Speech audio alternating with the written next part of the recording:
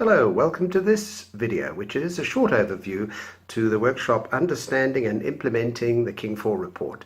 My name's Dr. Peter Tobin, and I'll be your facilitator for the workshop that's happening on the 14th of June, which will be held at the Propella Business Incubator in the Humerail Business Park in Port Elizabeth in the Eastern Cape of South Africa.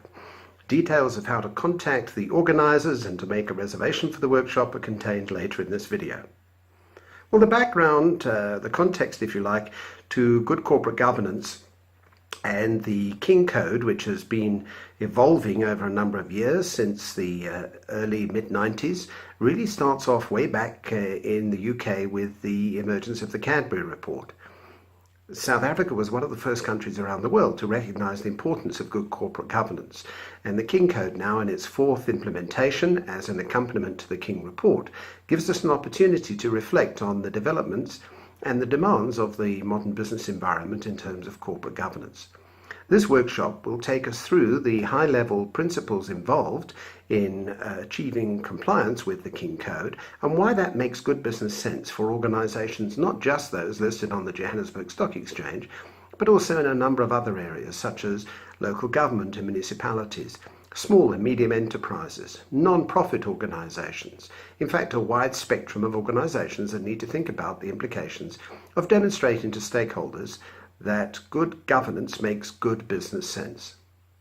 We'll look at the chapters involved, the sections, the different parts of the code, of course, at a high level, but then we'll take a deeper dive into some of the implications.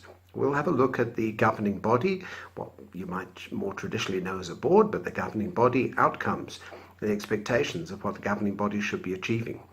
We'll have a look at the principles involved, going right down to the lowest level of detail where required to satisfy ourselves that we have the capability in our organisation to deliver on the promise of good corporate governance. The workshop will be practical in nature and will bring to bear some of the experience I have of more than a dozen years of facilitating senior management development programs and doing consulting work in my own right as a member of the academic community for a dozen years, part of the University of Pretoria. I taught at a business school in Johannesburg, but also across a dozen different African countries as a consultant dealing with clients who are interested in the implications of good corporate governance and how to turn it to a business advantage. So the one-day workshop will be held at the Propella Business Centre, and we look forward to seeing you there. We hope that you're going to enjoy spending the day with us. Thank you.